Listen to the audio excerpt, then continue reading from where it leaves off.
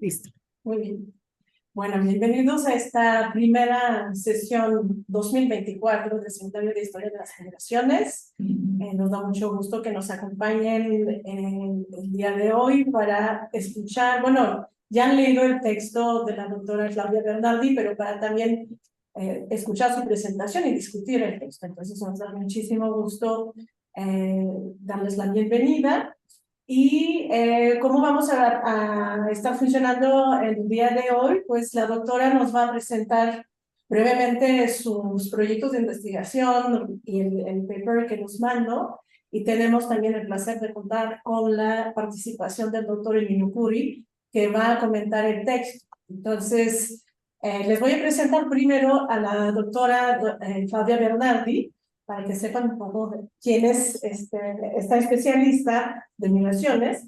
Claudia Bernardi es profesora asociada en Historia de las Américas en la Universidad de Perugia e investigadora principal del proyecto The Mobility Regime Across Mexico and the United States, The Case of Farm Workers from Tabasco and Oaxaca, 1930s, 1970s, en la Universidad de Padua. Su primer libro, Una storia di confine, frontiere e laboratori migranti tra México y Stati Uniti, creo que lo digo bien. Perfecto.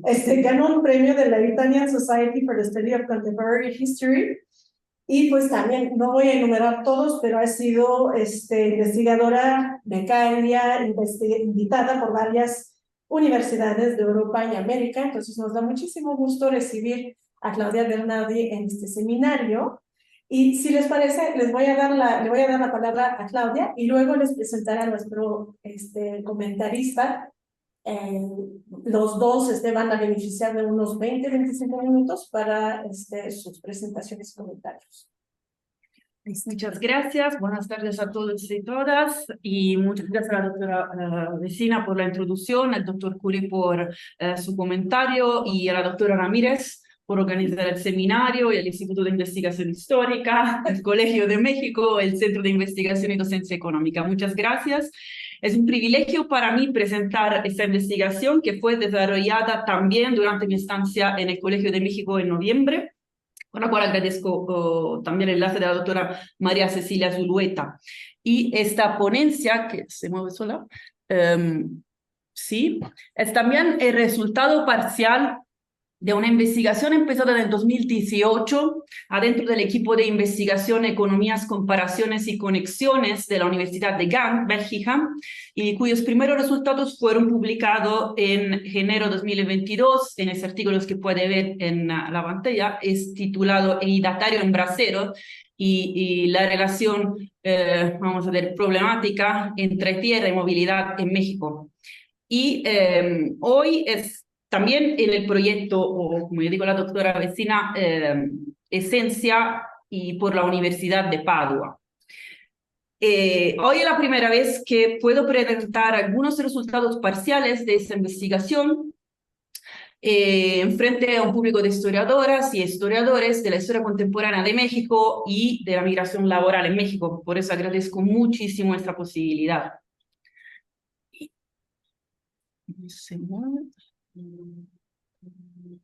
¿No? Ah, ya está. El tema principal que voy a presentar hoy es la de la relación entre tierra y movilidad. En otros contextos históricos, este tema fue investigado en particular al final del siglo XX, pienso a los estudios de Max Weber, por ejemplo, y pues a nivel global ha tenido su clímax después de la Segunda Guerra Mundial. Sobre este tema hay un renovado interés, un renovado entusiasmo, y también hay estudios comparativos sobre migración y uso de la tierra a nivel local. Hay investigaciones sociológicas recientes sobre el vínculo entre las cadenas migratorias y la agricultura extractiva, que pero se limitan a la actualidad. Y la investigación sobre la movilidad de los ejidatarios se enfoca en las décadas de los 90 y 2000 sobre todo. Pero hay algunos estudios recientes que analizan esa relación en el contexto histórico de la reforma agraria y de la movilidad laboral, también por los estudios de la doctora Vecina y los estudios más recientes del doctor Maldonado García. La perspectiva más común es la perspectiva económica en el marco de la teoría que llaman push and pull, y cómo firma Andrade y otros autores en su artículo ¿Y quién trabaja la tierra? Migración de ejidatarios de Valle de Santiago, Estados Unidos. Y cita el texto: los procesos migratorios constituyen una estrategia más que contribuye a la solvencia económica, incluso de sobrevivencia, de las familias rurales y que en ocasiones ha permitido la continuidad de las prácticas agrícolas. Es decir, que la movilidad laboral es parte integrante, sino que constituyente de la reforma agraria. Me interesa analizar este tema, el cruce de dos procesos históricos. El primero, los efectos de la reforma agraria de la presidencia de Lázaro Cárdenas, y segundo, los acuerdos entre México y Estados Unidos, conocidos bajo el nombre de Programa Braceros. Y sobre ese tema no diré nada, porque son procesos históricos que seguro vosotros y vosotras conocéis mejor que yo. Pero espero tenemos tiempo para analizar esta fotografía del señor Plutarco Chávez Ruiz, que me parece muy interesante por entender la relación entre representaciones y tierra y movilidad.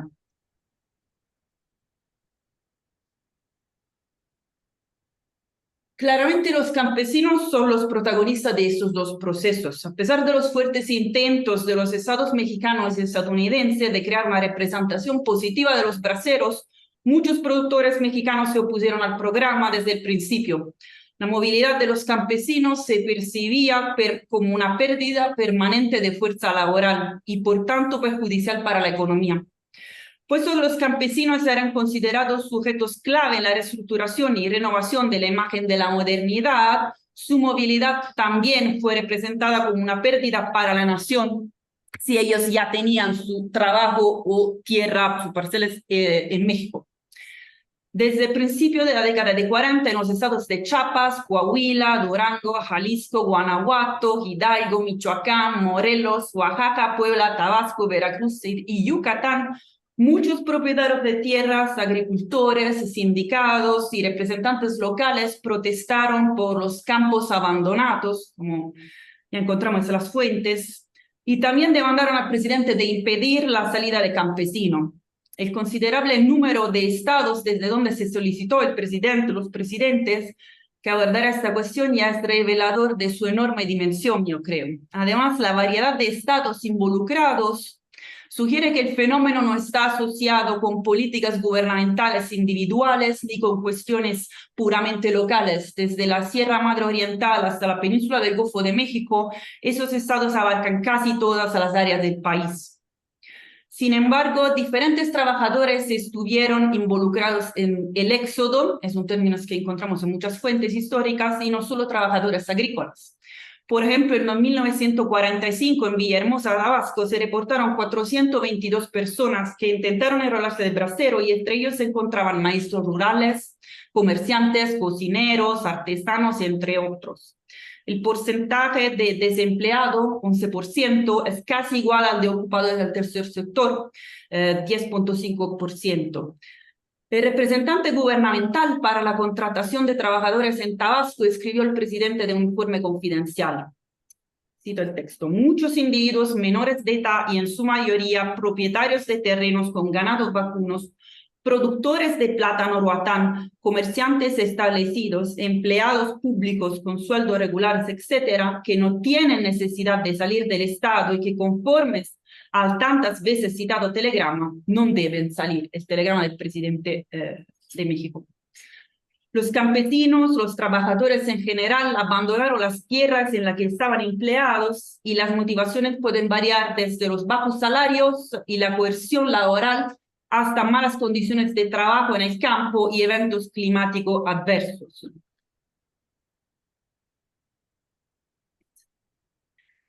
En muchas cartas enviadas a los presidentes, Camacho y Valdés, los autores se refieren a la puerta abierta por el programa Bracero como la principal causa de las prácticas campesinas. Las protestas de los agricultores de los dos estados mencionados afirmaron que los campesinos abandonaron masivamente los campos para ser reclutados en el programa. Debido al éxodo, no había suficientes trabajadores para recoger algodón, las cosechas o la siembra.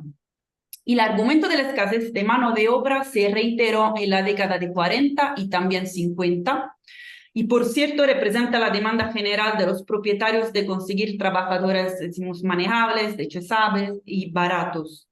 Se pidió evitar la salida de trabajadores calificados, obreros especializados que fueron capacitados durante años y eran necesarios, cita el texto, más que nunca en las industrias. Había que hacerlo a cualquier precio. Por ejemplo, la División Local de Sindicatos CTM en Mexicali, Baja California, solicitó al presidente de interrumpir el flujo de trabajadores hacia Mexicali y San Luis, Sonora, enviando soldados a patrullar la frontera. La Cámara Agrícola y Ganadera de Torreón pidió poner fin al reclutamiento en el estado, así como la Unión de Productores de Algodón de la República Mexicana de Coahuila y Durango exigió la suspensión del reclutamiento porque, cito el texto, las cosechas de algodón deben levantarse en cantidad y calidad. Necesítase para exportar este producto sin demérito para, palabra incomprensible, el mercado mundial.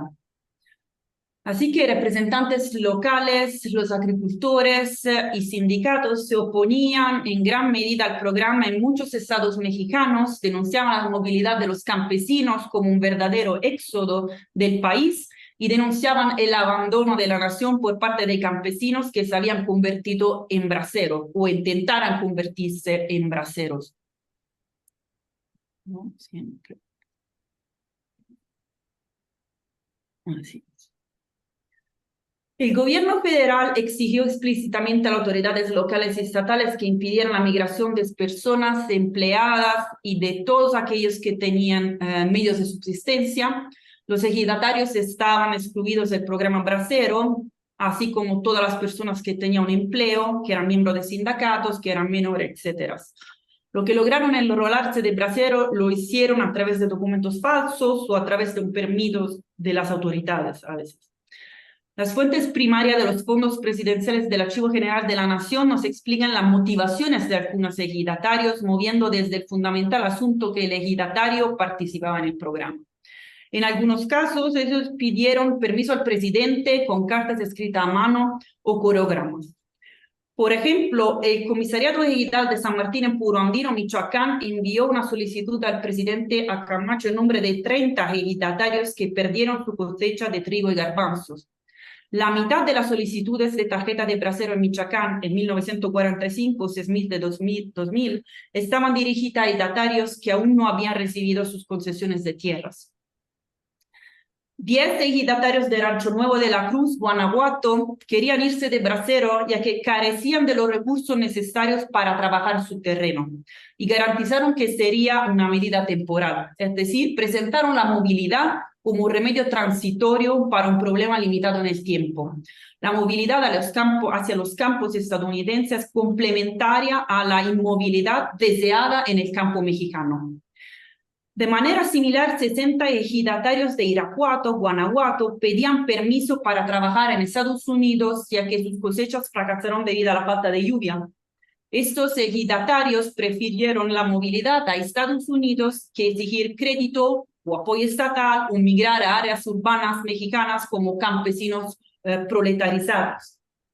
Al mismo tiempo, los comisariados alertaron sobre la situación en los ejidos. El Comisariado Ejidal de Zamora en el estado de Michoacán escribió al presidente y a los ministros interesados, y cita el texto, asimismo hacemos de su conocimiento que si no se toman algunas medidas, muchos serán los ejidatarios de la República que tendrán que emigrar a los Estados Unidos. La reforma agraria incompleta puede haber alentado a los campesinos a abrazar el camino hacia el norte. Además, la escasa calidad de la tierra asignada al ejidatario llevó a su endeudamiento con el Banco Ejidal de México, a veces. La pérdida de cosecha, la erupción del volcán en Michoacán, Paracutín y la falta de lluvia fueron algunas razones que empujaron al ejidatario a solicitar a los presidentes pidiendo tarjetas de braceros. Pero también las malas condiciones de vida y trabajo. Porfirio Ledesma denunció claramente los abusos sufridos y el poco dinero que obtuvieron del trabajo agrícola en el ejido. En otras palabras, las formas de coerción y las malas condiciones laborales en su ejido impulsaron su deseo de movilidad. Esta última fuente es muy interesante para mí, ya que no fue solo el desastre natural, la falta de recursos, las malas cosechas, lo que empujó al heredatario a solicitar trabajo en el extranjero, sino también su deseo de mejores condiciones de trabajo y de vida a pesar de la posesión de tierra. No fue solo la falta de oportunidades laborales en México o las limitaciones financieras, como dice el Cano del año del 2017, ni solo el uso político de la inmovilidad de los campesinos por parte de los gobiernos locales, como se mencionó anteriormente, sino también la calidad de vida, el deseo de los trabajadores y las expectativas que jugaron un papel en la movilidad ejidataria y el uso de sus derechos. En algunos casos, tierra y bracereada son presentadas como soluciones paritarias. Esteban Navarro pedía tierra o una tarjeta de bracero, ya que las dos eran alternativas viables para vivir una vida mejor. Hay fuentes también donde no hay motivaciones, como muchas fuentes de trabajadores desde Oaxaca y Tabasco, que estoy intentando investigar. Y estos casos son lo más interesante, porque los oficiales denuncian los ejidatarios a las autoridades federales, pero no hay un juicio sobre los hechos, ni motivaciones que explican por qué intentaron enrolarse de bracero. Los detalles de la fuente sobre Tabasco, por ejemplo, nos dicen que las autoridades del Estado querían comunicar a nivel federal sobre la diversidad de cultivo en los ejidos y las diversas ocupaciones de las personas que ilegalmente intentaron salir del país. El correo nos presenta una situación, el coreograma casi evidente de por sí. En esos ejidos de Tabasco, de donde los ejidatarios o miembros del comisariado ejidal intentaron enrolarse de braceros, había cultivo de café y plátano ruatán. Y ahora estoy trabajando en los archivos para encontrar más informaciones sobre los ejidos de plátano ruatán en Tabasco, en particular en Villahermosa. En los varios estados mexicanos, diferentes prácticas se entrelazaron. Gobiernos locales y estatales que favorecieron la movilidad de campesinos, así como gobernantes y oficiales que favorecieron la inmovilidad, denunciando los ejidatarios aspirantes braceros. En Torreón, el estado de Coahuila, vendieron autorizaciones gubernamentales falsas a los ejidatarios para salir como braceros. Una vez descubierto, exigieron la devolución de dinero a través de la Liga de Comunidades Agrarias. Y eso pasó en muchos estados del país, como ya sabemos. En Tabasco, a los campesinos en general y también a los ejidatarios lo impidieron inscribirse en el programa porque, cito el texto, campesinos están sembrando maíz para milpas de año, las cuales deberán cosecharse en septiembre y octubre. El control del gobierno sobre la migración desde Tabasco es claro. No debe ser el elemento agrarista o el campesino con trabajo el que salga, sino por el contrario la juventud económicamente inactiva que según estadísticas formadas por la Secretaría del Trabajo, haciendo una cifra un poco mayor de 3.000 en esa entidad. A los ejidatarios y campesinos el elemento agrarista no les permite moverse ya que se supone que no necesitan trabajo. De hecho, los campesinos abandonaron su trabajo para ser braceros a pesar de varios intentos, también por parte de los mismos gobiernos locales, de vincularlos al campo, como exigir ilegalmente trabajo no remunerado en el campo para recibir los certificados necesarios para el proceso de selección del programa. Este poder también fue cuestionado y los campesinos, a través de asociaciones de trabajadores e inspectores federales, protestaron tanto por la distribución de tarjeta como por la asignación de tierras, dirigiendo peticiones a los presidentes. Los gobiernos municipales, una vez obtenidos los permisos de la administración central, tenían el poder de decidir quién había más necesidad de trabajar en los campos estadounidenses, como ya sabemos. Como los gobiernos municipales también eran responsables de resolver la disputa sobre la distribución de tierras y de los derechos ejidales, poseían un amplio poder en la movilización y también inmovilización de los campesinos. Y en este contexto, el trabajo no remunerado solicitado por los funcionarios locales para acceder al proceso de selección y obtener las tarjetas fue la respuesta al éxodo. La pregunta ahora es, además de los actores en México, ¿cuál fue la perspectiva de los mexicanos en Estados Unidos, donde los ejidatarios y campesinos a veces querían trabajar? Los periódicos México-estadounidenses recompilados de la biblioteca de Harvard nos permiten discutir cómo los periódicos La Prensa, que es un periódico estadounidense de Los Ángeles y Austin, Texas, presentaron el tema de la movilidad de los ejidatarios. Porque al final de la Segunda Guerra Mundial la emergencia terminó y los como llamaron soldados de la tierra, ya no benefician del aura del nacionalismo. Ahora sobre este tema de la representación de los braceros hay mucho trabajo, el de Cohen, y estoy leyendo el trabajo de la doctora Ramírez sobre la ciudadanía y la representación de braceros.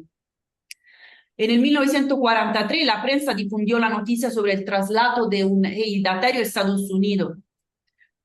Y cito el texto: son los ejidatarios que salen a trabajar en los Estados Unidos. El incipit del artículo deja la palabra a la declaración de la Secretaría de Agricultura. Los campesinos mexicanos que salen a los Estados Unidos en calidad de braceros deben de gozar de las prerrogativas de que disfrutan los trabajadores de la ciudad que salen enganchados, y aún más quienes sean poseedores de tierras donadas por la nación conservarán sus títulos de posesión intocable, un efecto de que cuando regresen al país, poseedores de nueva técnica agrícola desarrollarán la mano de obra que la nación espera de ellos. El mensaje se envía para garantizar la igualdad de trato, a fin de obtener todo género de garantías con los campesinos mexicanos. El tema de los ejidatarios no es considerado un problema en sí mismo por la prensa, por lo menos en este momento, sino que las medidas de protección de los trabajadores por parte de los gobiernos. La prensa pide garantía para los trabajadores, sobre todo en el proceso de movilidad. Los reclutadores, los enganchadores son el problema mayor aquí. Pero pronto, solo un año después, los ejidatarios son los principales síntomas de un mal funcionamiento de la reforma agraria. En 1944 la prensa escribe: se burlan las disposiciones de las autoridades que prohíben la salida de ejidatarios de mil maneras ingeniosas, y nuestra gente del campo forma enormes colas para conseguir la deseada contrata. Así se recoge en una circular que el secretario de Agricultura envió a los jefes de oficina de Agricultura de todo México, delegaciones agrarias, entre otras formaciones políticas. El argumento de la escasez de mano de obra resuena en la prensa cuando el mismo periódico, algunos días después, tituló: habrá escasez en México. El argumento de la escasez de mano de obra es vivido tanto en México como en Estados Unidos, o utilizado tanto en México como en Estados Unidos, la que la abundancia de fuerza laboral se considera fundamental para conseguir trabajadores disponibles y baratos. El secretario de Agricultura declaró a México al borde de la bancarrota agrícola, que se vio aún más amenazada por la falta de control sobre el éxodo. Cito: para agravar las causas de la falta de producción presente y futura, figura como factor perturbador la falta de control del Estado sobre el éxodo de braceros a los Estados Unidos. En 1944 la prensa afirma: no obstante estar es prohibido salir, pero ante el señuelo de los salarios en dólares y las indudables mayores ventajas que obtendrán, dejen los campos desiertos. Y después de estos artículos siguen otros muy similares. En el debate sobre la relación entre tierra y movilidad, no se puede negar la fuerte demanda de tierra por parte de los campesinos como una de las principales causas que llevaron a la Revolución Mexicana, pero no todos los campesinos querían ser inmovilizados en los campos, ya que la demanda de tierra, que es el deseo de cultivar y ser posesores de tierra, aunque de forma colectiva o cooperativa, no implica necesariamente la aceptación total de inmovilidad, sin posibilidad de movimiento y otras formas de actividades. Esas demandas no se limitaron a los primeros años del programa, incluso durante el milagro, la participación económica de los principios de los años 50, hubo protestas y peticiones de poner fin al programa.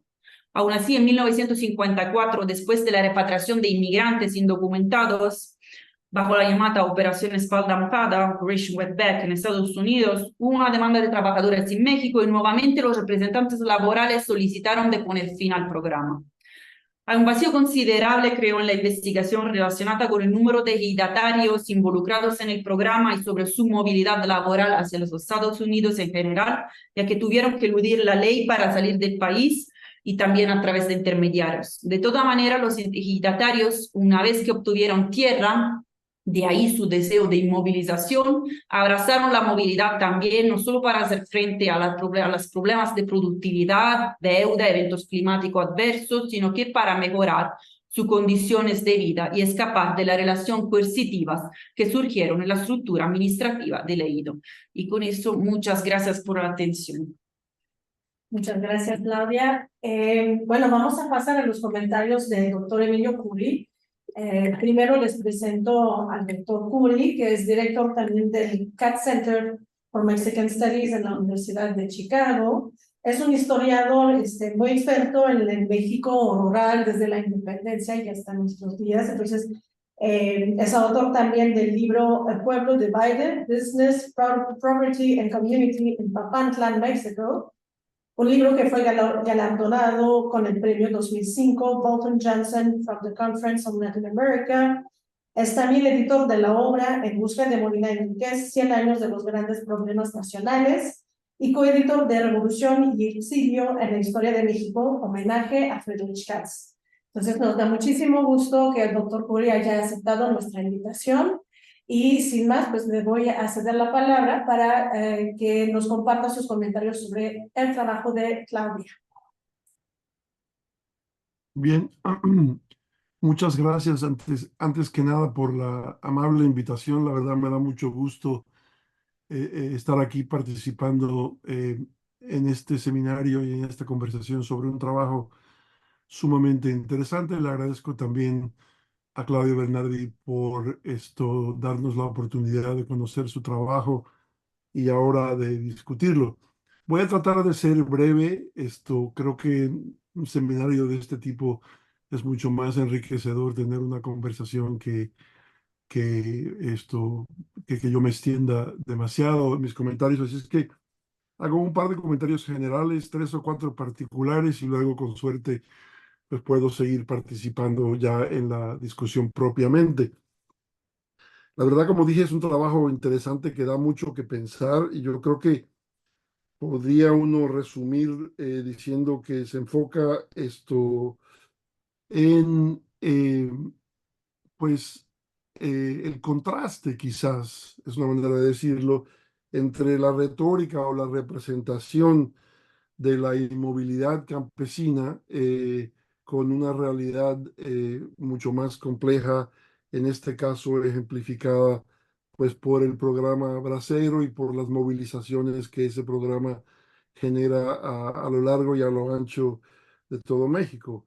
O sea, contra la idea de que el ejido es garante de inmovilidad, de estabilidad, de asentamiento permanente, muestra una realidad mucho más compleja.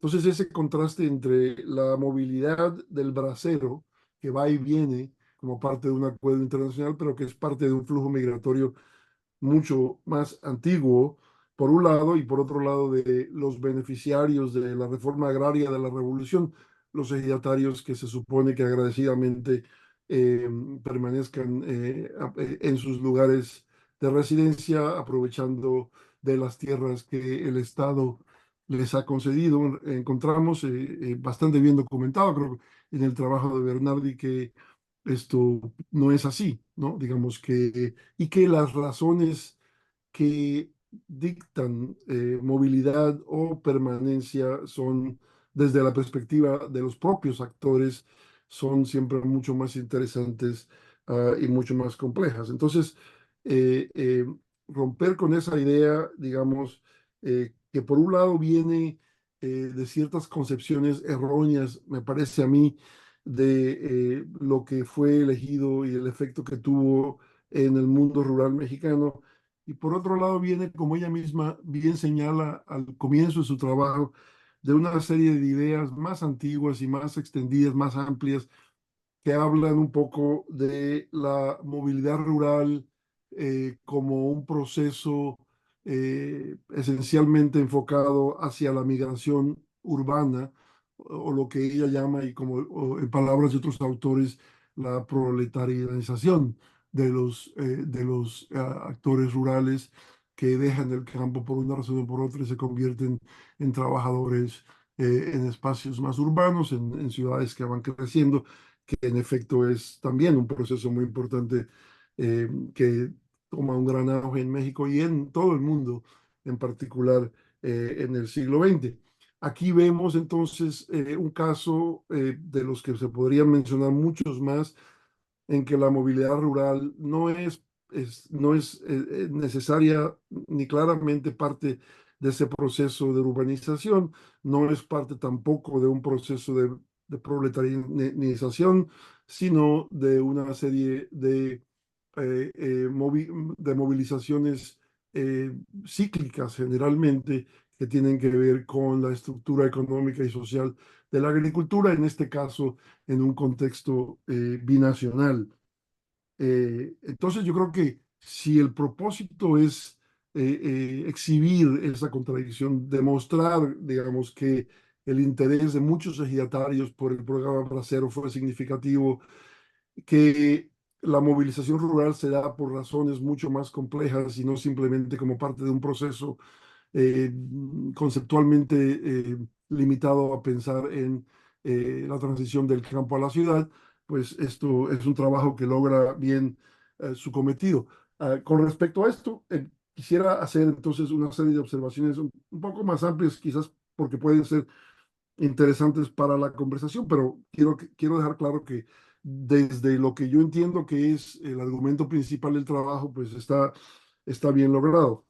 No voy a referirme en estos comentarios que voy a decir ahora en un momento, en particular a la cuestión al final del trabajo sobre la prensa mexicanoamericana, por una serie de razones. Me parece a mí personalmente menos interesante que la parte anterior del trabajo, pero sí quisiera señalar, digamos, que en ese asunto, ya no de la prensa en particular y de estos periódicos que son periódicos de la prensa, el periódico La Prensa, con una historia muy particular, que si lo que interesa es el tema de la percepción mexicanoamericana del programa Bracero o de los migrantes mexicanos, entonces en realidad es una historia mucho más complicada y que de hecho se ha venido estudiando con bastante provecho generalmente desde los Estados Unidos, una historia, digamos, de la relación entre el migrante mexicano y los llamados mexicanoamericanos.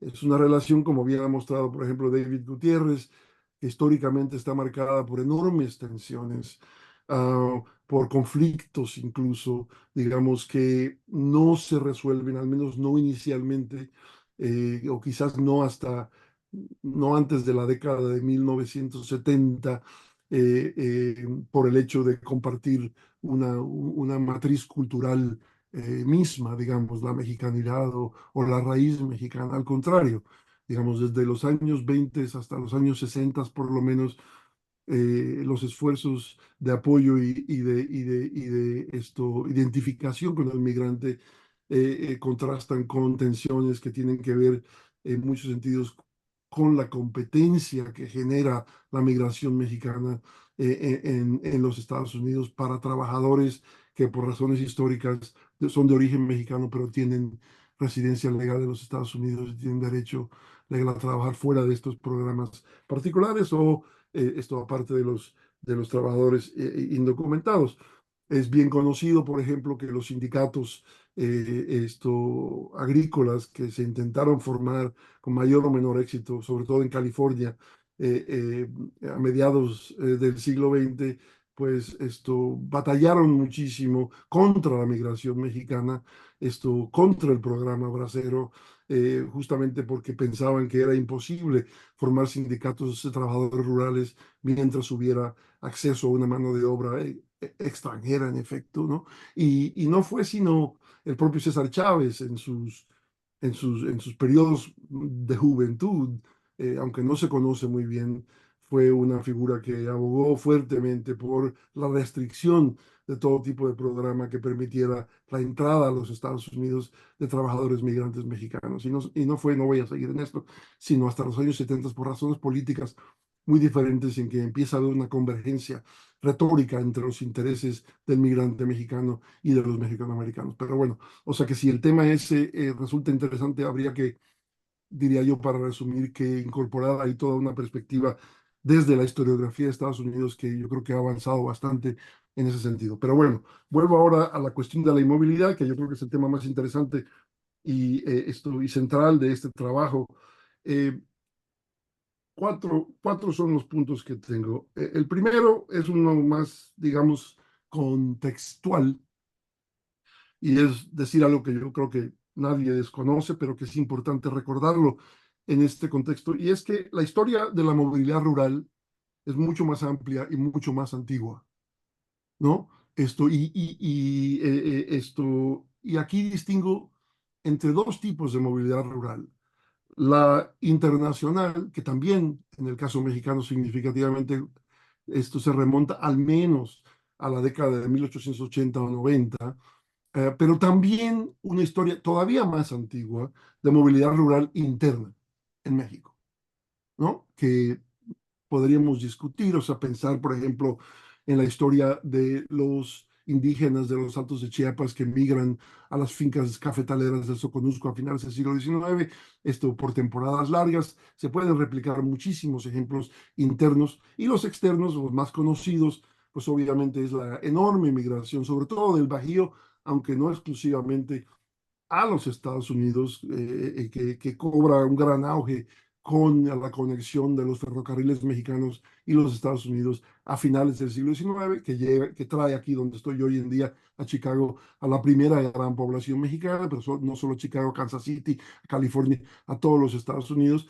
una migración internacional, eh, que en realidad con la quizás posible excepción de de la depresión y de la repatriación de mexicanos en la depresión, ha continuado con altos y bajos, pero sobre todo con altos ininterrumpidamente desde la década del 80 o el 90 del siglo XIX hasta el presente, ¿no? Y dentro de este contexto amplio internacional, aunque quiero recalcar también el nacional, porque es muy fácilmente olvidado, el programa Bracero es solo una parte importante, porque constituye un acuerdo binacional, etcétera, pero esto eh, hay que recordar esas migraciones. Entonces, la movilidad rural, y eso es lo que quería decir, creo que es algo obvio, pero vale la pena recalcarlo. Yo creo que es un hecho muy antiguo, ¿no? Y aquí me refiero a una movilidad rural que no tiene como destino asentarse en las ciudades.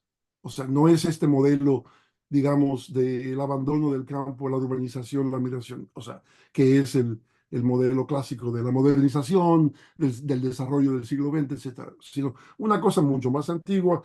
Yo creo que se puede incluso discutir ejemplos de casos que van hasta el periodo del virreinato.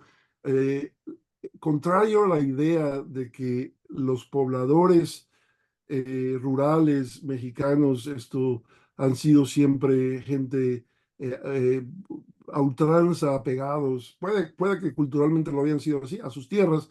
El hecho es que la realidad social y económica desde mucho antes propició esa movilidad, sobre todo hasta antes de 1880 o 90 a nivel interno.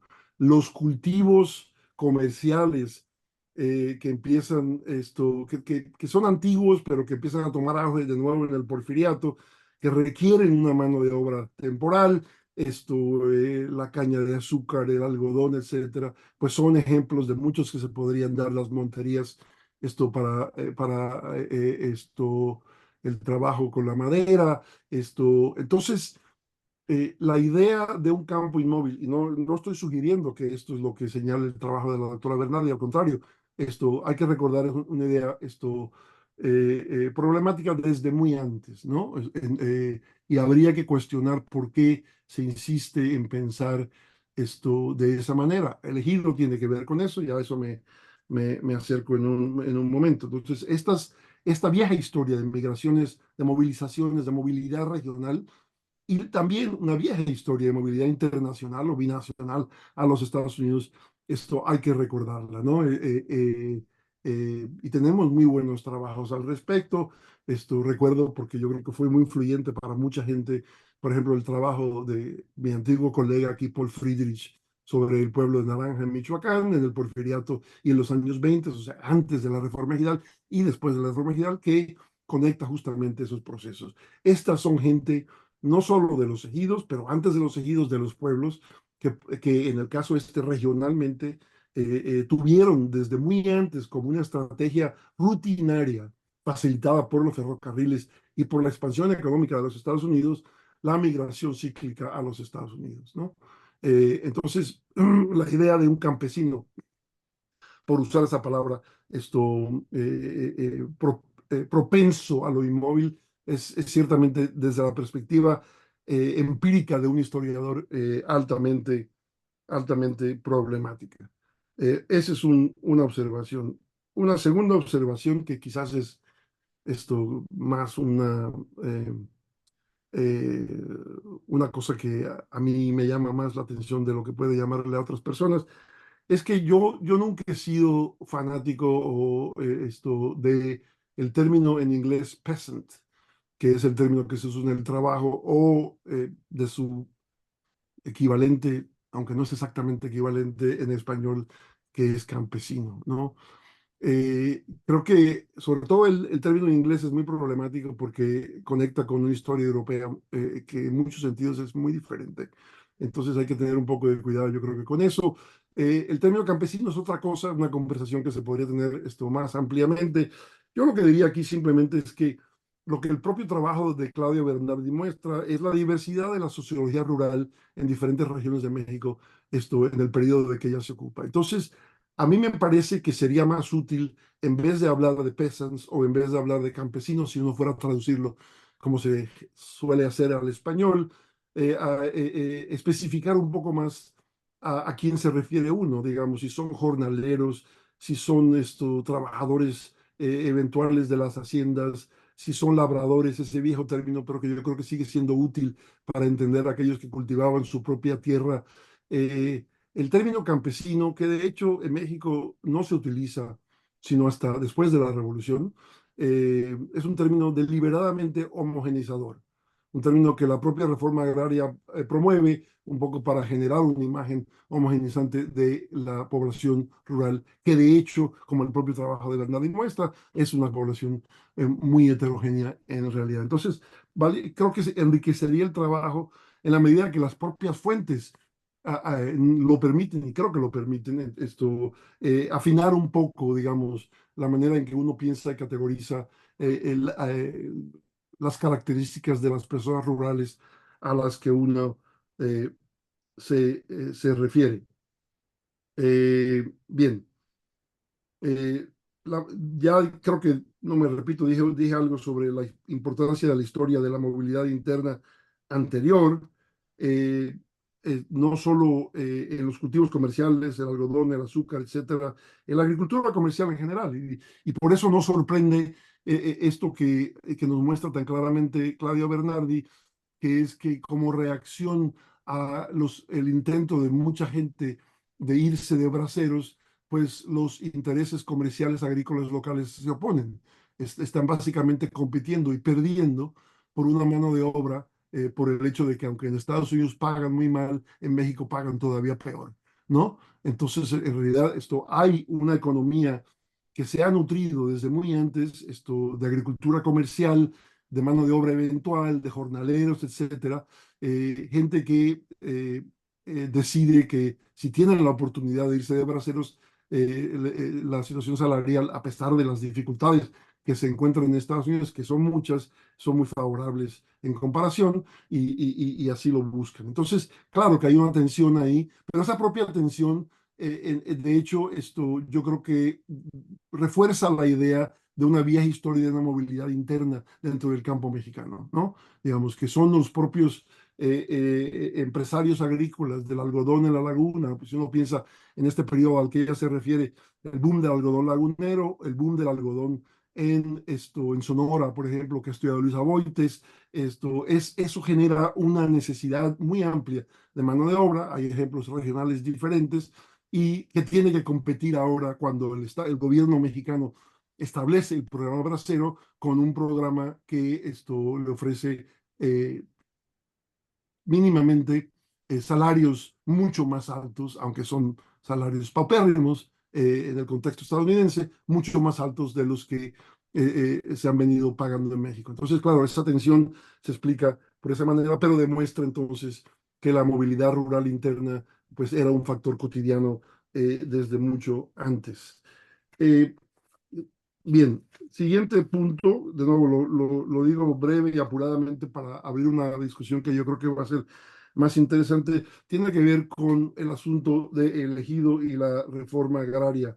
Yo creo que el trabajo de Claudio Bernardi, pues esto de una manera muy acertada, señala, digamos, una serie de problemas con percepciones, en muchos casos duraderas, que se tienen o se han tenido sobre lo que el ejido significó, sobre lo que el ejido representó, sobre lo que la retórica revolucionaria siempre quiso decir sobre lo que el ejido significaba.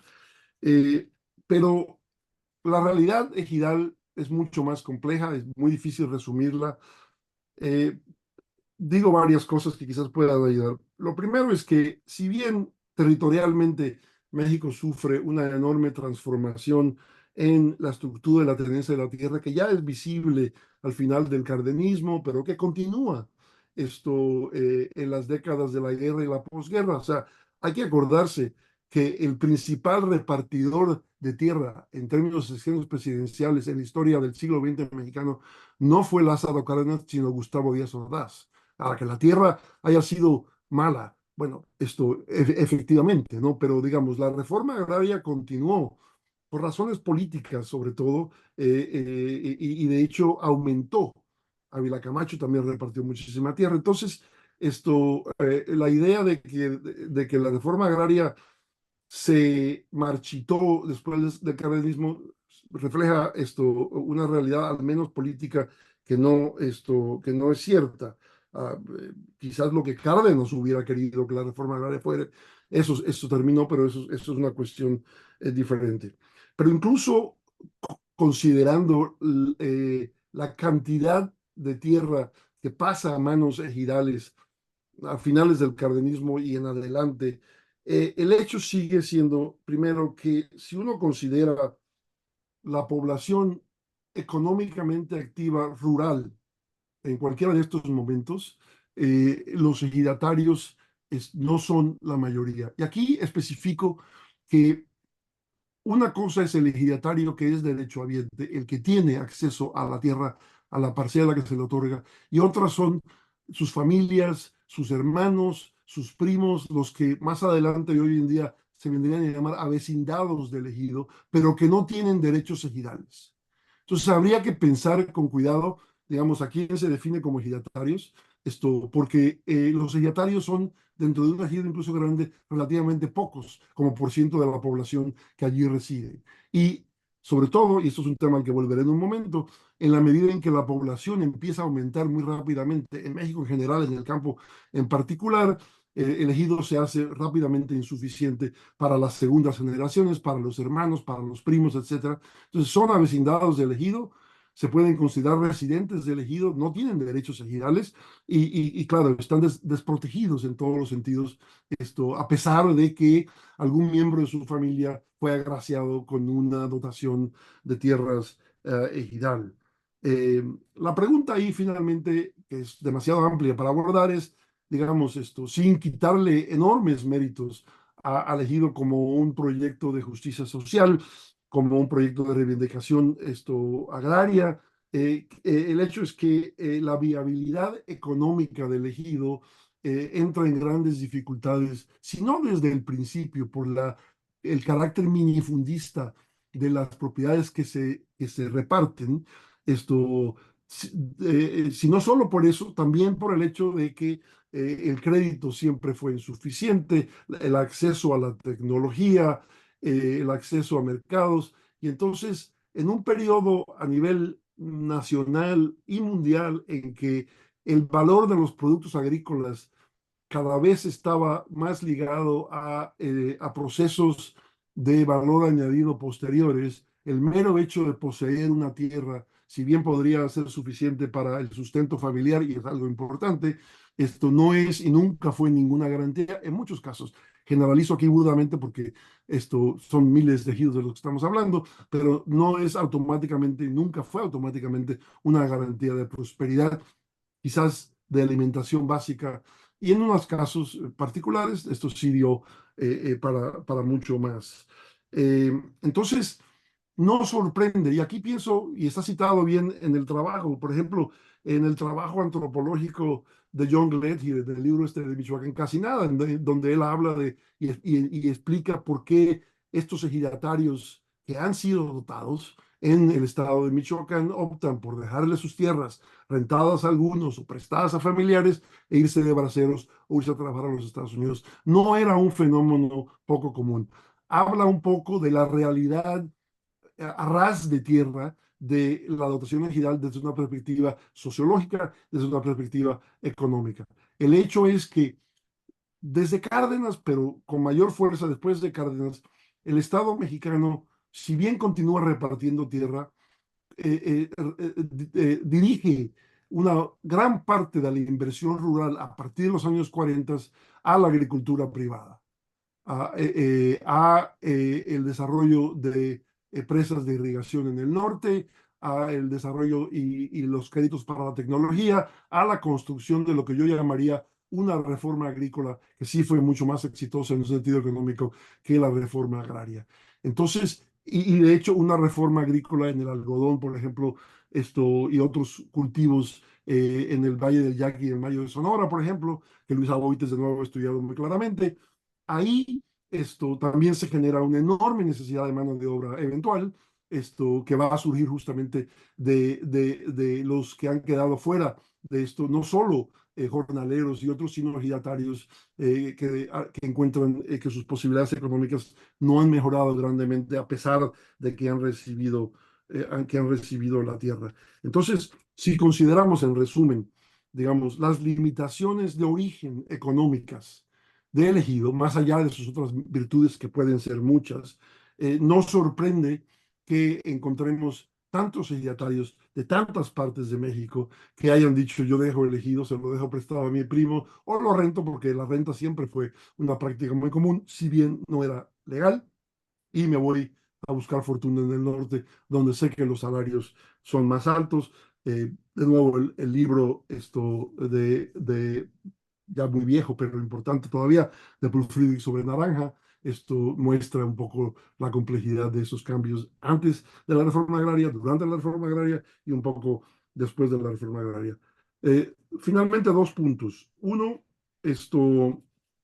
eh, eh, enfatizar el factor demográfico como parte de esta explicación, el crecimiento de la población mexicana que le pega fuertemente a la viabilidad del ejido como una estrategia económica, incluso social. Eh, entonces, lo que he venido comentando con la idea, con la esperanza de que genere discusión, y no otra cosa, es que la movilidad es un factor antiguo que el ejido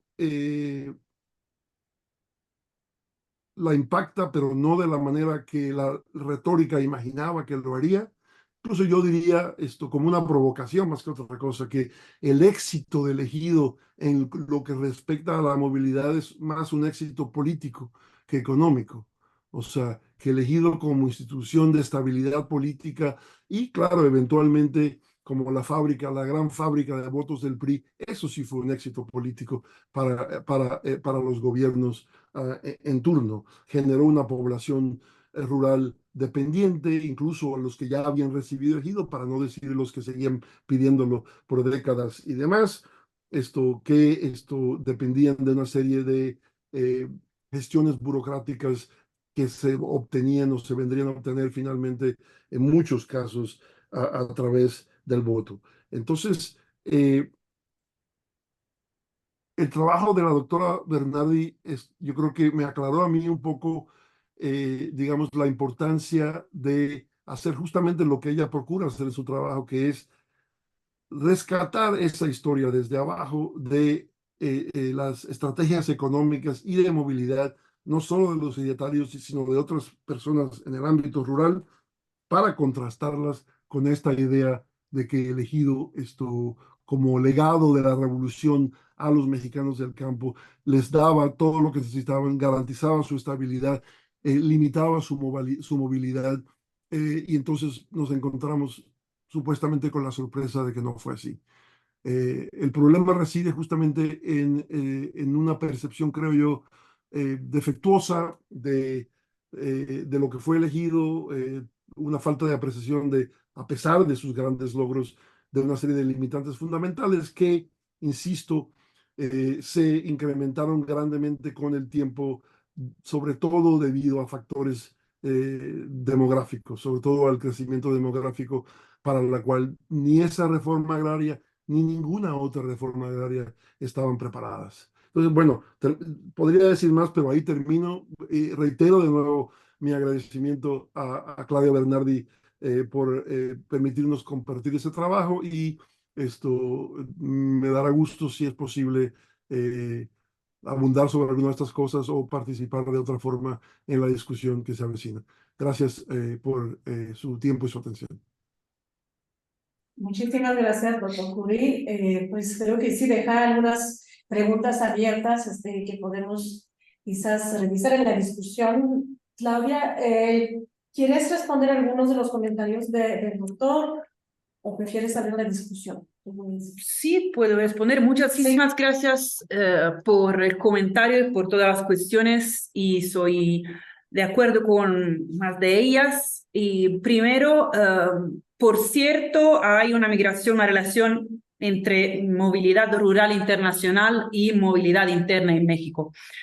Algunas fuentes, no es parte de este artículo, pero hay muchas fuentes que estoy trabajando sobre Tabasco y la migración entre Tabasco, Chiapas y Veracruz.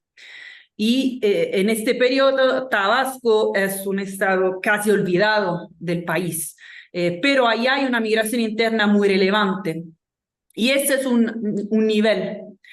También hay migración de guatemaltecos que toman el lugar de los braceros mexicanos que se fueron a Estados Unidos. Hay como un efecto dominó en este periodo, en el 1940, principios de 50. Así, claramente hay una relación entre la migración rural interna, también la migración internacional a Estados Unidos, pero también la migración internacional de México con Guatemala. Y eso me parece muy relevante en este periodo histórico, y soy de acuerdo que tenemos que considerar este tema. Sobre la cuestión de los términos, claramente peasants no corresponde a campesino. El término que yo prefiero es trabajadores de la tierra, y es el término que estoy utilizando hasta ahora y creo que voy a utilizar en el libro porque es inclusivo, es general y conecta los estudios laborales y los estudios sobre campesinos, estudios rurales, estudio peasant studies y todos los otros. Porque una de las cuestiones que siempre encuentro cuando voy a presentar este tipo de trabajo es que hay los historiadores de la reforma agraria, los historiadores de la historia rural, los historiadores de este sector que miran a la migración, a las cuestiones rurales, pero de manera desconectada con la cuestión laborales. El intento de este artículo y del trabajo en general, de la investigación en general, es cruzar los dos campos de investigación y trabajar solo al cruce de estos. Y eso es muy difícil, claramente, pero no puedo mirar a la migración rural de México en toda su historia, claramente, como no puedo analizar toda la historia de la reforma agraria. Me interesan estos 20 años y el final de los años 30, porque en Tabasco hay muchas transformaciones al final de los años 30 que yo creo están conectadas con la migración del principio de los 40 y de la utilización del uso que los campesinos hicieron del programa bracero. Y también por eso vamos a decir que mi perspectiva es una perspectiva que no es norteamericana, no es una perspectiva desde México, no es una perspectiva desde Estados Unidos, decimos que es una perspectiva desde el Mediterráneo, donde yo vivo, esa es mi posicionalidad, y soy consciente que aquí en Norteamérica, Estados Unidos y México hay mucho interés por el factor demográfico y toda la dimensión económica de las transformaciones, y por eso creo que hay mucha atención sobre casos regionales como en Michoacán, Guanajuato, Jalisco y Durango, porque la migración masiva siempre fue en el siglo XX desde estos lugares. Lo que me interesa es cómo podemos mirar la historia de los números pequeños, vamos a decir, las zonas gris. Lo que hicieron en lugares que no están tan estudiados, pero participaron en el programa. Es decir, el programa Basero y también la reforma agraria se cruzaron en un periodo como dos procesos históricos, pero hay también movimientos internos muy pequeños que fueron afectados por estas dimensiones masivas, macroeconómica, macropolítica. Hay mujeres que tenían que trabajar en lugar de los braceros que se fueron. Encontré solo dos fuentes sobre estas mujeres y ninguno habla de esta historia. Lo que me interesa es cómo trabajar esas historias pequeñas y trabajar la zona gris de esos dos procesos históricos. Así que entiendo la relevancia del factor demográfico y hay estudios muy valientes sobre esto, pero estoy haciendo otra investigación. Y por último, ¿por qué la prensa? La prensa porque es el único periódico hasta ahora que he encontrado que trabaja en la cuestión de los ejidatarios. En otros periódicos nunca se trata este problema y no hay otros, por lo menos por lo que yo sé, no hay otros periódicos que tratan la cuestión de los ejidatarios. Es verdad también que son muy pequeños, puede ser 50.000, 100.000, no sé. Es verdad que es un número muy pequeño si lo vamos a comparar con los 5 millones, casi 5 millones de contratos, 4.6 millones de contratos, pero también en este caso me interesa la historia de los números pequeños, historias particulares que pero fueron parte del proceso más grande. Y muchas gracias por el comentario. Bueno, muy bien, si les parece, vamos a ver la discusión. La gente en Zoom, si quiere participar, por supuesto, les invitamos a manifestarse y con gusto les escuchamos. Aquí, no sé, en la sala, si hay alguien que tiene comentarios. Ninguna mano levantada. Si no, pues yo tengo algunos comentarios, pero a lo mejor bueno, creo que Pablo sí tiene la mano levantada. Pablo, si te parece, sí te escuchamos. Hola, hola a todos. ¿Se escucha? ¿Sí se escucha? Sí. Hola. Bueno, en primer lugar, muchísimas gracias a la profesora Bernardi y a Emilio por haber presentado este texto y por los comentarios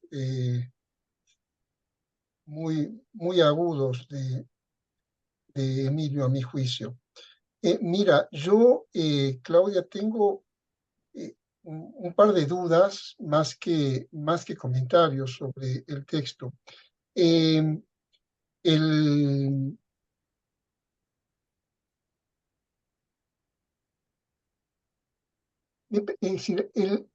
Evidentemente hay un marco general, como decía Emilio, de un dispositivo político y económico que se llama el ejido, que claramente no está dando los resultados que se esperan que den, y los beneficiarios de este dispositivo, algunos de estos beneficiarios, que son los que tú estudias, optan por migrar. Bien. Mi pregunta y mi duda es, bueno, ¿y qué hace esta gente cuando vuelve? Es decir, ¿para qué le sirve esta migración hacia los Estados Unidos? A diferencia de, y yo me imagino que así debe ser, Emilio lo debe saber mucho mejor, una migración ejidal interna a una economía en expansión, agrícola en expansión, de exportación, está también creciendo en estos mismos años y que crecerá mucho más en los 50 y 60. Es decir, se podría pensar, ¿cuál es la ventaja de ir a los Estados Unidos frente a la desventaja o supuestas desventaja de quedarse a trabajar en el algodón de Sonora o de Chihuahua? ¿Qué hace la gente cuando vuelve al ejido? Una segunda cuestión en relación a esto que señalaba Emilio, y yo lo había apuntado cuando revisé el texto la semana pasada, es esta precisión muy buena de que vivir en un ejido no te hace o no te convierte o no eres técnica ni jurídicamente un ejidatario. Si el propietario del derecho, como explicaba Emilio, puede ser el padre, ¿sí? Pero puede haber un nieto que vive en ese ejido. Entonces, o un sobrino o lo que fuera. Mi pregunta es, cuando tú calificas de ejidatario a la persona que migró, ¿lo es efectivamente? Es decir, ¿es un titular de derecho agrario o es una vecindad? Porque la fuente que tú estás usando, no sé si te lo permite, discriminar, ¿sí? Porque puede ser perfectamente un tipo al que el ejido claramente le queda chico, el ejido no le alcanza para sobrevivir y tiene que salir del ejido, como tendría que salir de una micropropiedad, como tendría que salir como peón de una plantación o una producción mayor. En tercer lugar, tú insistes, y es una pregunta, ¿no? En la especificidad de Tabasco. Y me gustaría saber por qué. Es decir, ¿qué hay en ese Tabasco que Emilio conoce también muy bien para que te llame tanto la atención? ¿Qué hay en esos ejidos tabasqueños que no los hay en los ejidos de Yucatán o en los ejidos de Jalisco? Hasta aquí, son preguntas. Sí. Muchas gracias, Pablo. Hay otras preguntas antes de, quizás para tomar 2 o 3 intervenciones. Si hay alguien más que quiere intervenir, ¿no? Bueno, si quieres, voy a aprovechar que no hay nadie que levante la mano para hacerte unas, también, más que comentarios, más algunas preguntas y quizás unas recomendaciones también de bibliografía. A mí me parece, pues voy a empezar con las recomendaciones de bibliografía, si te parece, porque sí estás hablando mucho de, pues obviamente de la historia rural mexicana, y creo que te podría ser muy útil. Estos libros pues ya tienen sus años, pero creo que siguen siendo pertinentes. Los libros se llaman La historia de la cuestión agraria mexicana. No sé si los conoces, de Julio Morel, ¿no? Y hay algunos, en algunos capítulos sí hablan incluso de la relación migración y mundo rural, y me parece que podría ayudar como a, por lo menos, poner algunos datos, contextualizar un poco mejor este campo diverso y efectivamente que tiene sus matices en este momento. Entonces a mí pues, me parece que eso estaría quizás pertinente. Tenía unas dudas y aquí pues me voy a ir más hacia la parte sobre la prensa. Aquí sí coincido un poco con el doctor Puri, que creo que requiere un poquito más de trabajo esa parte que la otra, porque a mí entiendo que quieres ver como la representación y la percepción del bracero, ¿no? En este momento, y hablas de la prensa mexicano-americana, pero en algún momento también hablas de la extensión. Entonces, como que me perdí un poquito en cuanto a la justificación o a la metodología que usas para esta sección, ¿no? Mi pregunta era which press, ¿no? Ya no sabía muy bien, entonces, y también pensando en esto de tu interés en la movilidad e inmovilidad del ejidatario de los campesinos, ¿por qué utilizar la prensa? Como que me falta un poco esta conexión y para ver las representaciones de estos migrantes, de estos sujetos en la prensa, también una cosa que creo que valdría la pena hacer es contextualizar un poco más estos ejemplos que usas. porque de mi propia investigación he visto que las percepciones, las representaciones cambian muchísimo de acuerdo con el contexto. Y lo señalas también que el momento, por ejemplo, del programa durante la Segunda Guerra Mundial, pues es una imagen patriótica, y eso sí es cierto, y luego cambia la imagen. Pero también estas campañas para retener, y eso me gustó mucho del trabajo, de hecho, creo que sí es una faceta que no hemos visto tanto en los trabajos de ¿por qué aquí en México se quería detener a esta gente? Porque hay efectivamente algunas estrategias de inmovilizar. Entonces, pero estas estrategias creo que también cambian mucho de acuerdo al año, al momento. Incluso dentro de un mismo año está cambiando también la estrategia. Mi hipótesis que he presentado en algunas partes es que está relacionado también con la negociación entre los dos países. Cuando hay tensiones, la estrategia se vuelve muy distinta.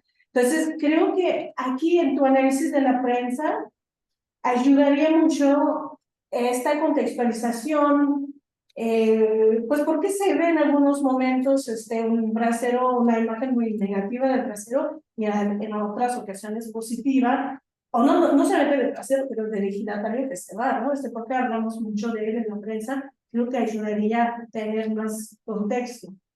Y eso, pues yo, la duda que tenías, bueno, le respondiste, la prensa, ¿te parece que es uno de estos periódicos, de los pocos que hablan de los ejidatarios? Pero ¿por qué el Excelsior? Entonces, como que aquí sí tenía mi duda de qué es lo que estás buscando en esta parte. Entonces, quizás como pensar un poco más en esto. Y a ver, por el momento son las dudas que me surgieron y que me gustaría quizás que nos platicaras un poco. Y a ver, estoy revisando mis apuntes. Ajá, sí, esa es una duda muy puntual. Dice en la página 10 que desde 1952 estos ejidatarios podían haber obtenido un contrato directamente en Estados Unidos porque los controles estaban como muy flojos, ¿no?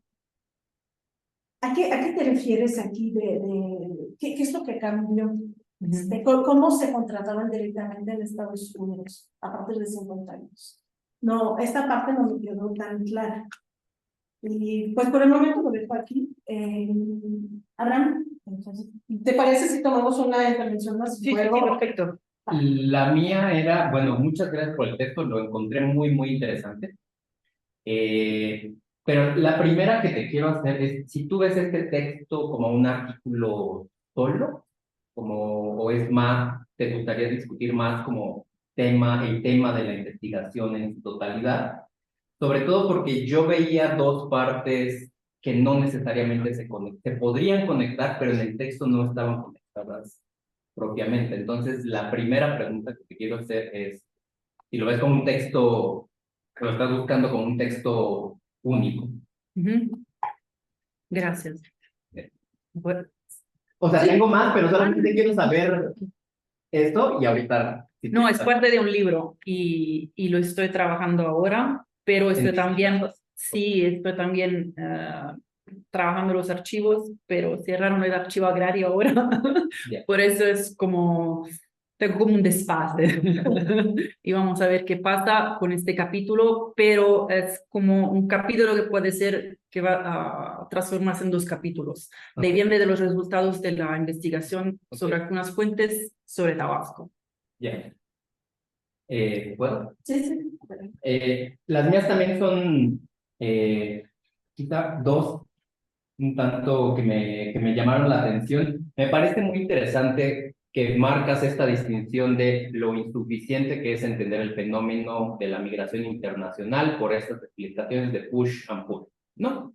Y te tomas distancia de esto para decir, es necesario prestar atención en todo caso a cuál es el papel del Estado, los estados, en sus, digamos, distintos agentes, sus distintos niveles, para dirigir la mano de obra no calificada, que me parece que es a lo que estás llamando la atención.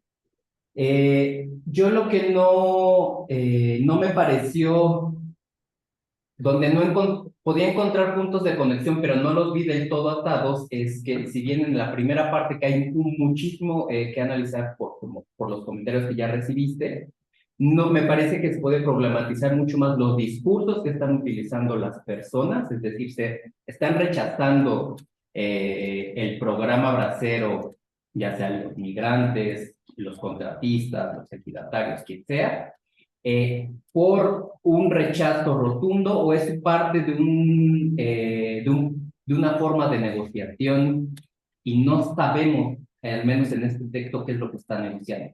Si la tarjeta de Bracero o están negociando ya sea la CNC, la Confederación Nacional Campesina, algún sindicato, están negociando algo más y eso creo que nos lo puede dar, eso lo podría ilustrar, por ejemplo, el caso de Tabasco. Están negociando otras cosas como una negociación política. Y la otra que yo vi ligada a los discursos que se están construyendo sobre la movilidad, porque las cartas que están o sea, las cartas que están mandando los presidentes se están inscribiendo en lo que quiere el programa Bracero. Somos hombres en edad laboral, que no tenemos trabajo y que vamos a regresar. Es decir, están diciendo justo lo que quiere escuchar el Estado. Ahí me parece que se podría conectar perfectamente con la segunda parte hay representaciones de esta movilidad y movilidad, pero quizá valdría la pena conectar estos discursos y estas representaciones que se están, digamos, manifestando en tus fuentes. Y tenía otra más, simplemente la leo la pregunta así, no queda del todo claro, es decir, encuentro muy convincente tu argumento de prestar atención a los trabajadores temporales respecto, la situación distinta respecto a los ejidatarios, pero no queda, creo que se podría hacer un mayor trabajo de complejizar a más detalle quiénes son estos ejidatarios. El caso de Tabasco me parece, ya nos dirás por qué Tabasco, de lo que te preguntan, y de qué forma están apareciendo en las fuentes gubernamentales. Algunas cosas pueden verse en las cartas que le están mandando a los presidentes, pero me gustaría saber si tienes otras formas en las que te están apareciendo en su disposición de migrar. Gracias. Bueno, si les parece, le damos la palabra y luego vamos a volver por una segunda ronda. Sí, Muchísimas gracias por todas las preguntas. Solo 3 deudas de Pablo. ¿Qué hacen cuando vuelven a México? Ahora no sé. Y este es conectado con la tercera, la tercera pregunta, ¿por qué Tabasco? ¿Por qué Tabasco? Porque la única fuente que por lo menos yo encontré donde hay los nombres de los ejidatarios es una fuente sobre Tabasco, desde Tabasco, donde hay un conflicto entre el gobernador, el inspector federal del trabajo y que escriben todo muchas veces al presidente. Porque encontraron 4 ejidatarios de Tabasco que intentaron enrolarse de braceros. Y son los únicos ejidatarios que comunican sus nombres. Comunican sus nombres y por uno de estos, la fuente dice que ya tiene un ejido de plátano Roatán.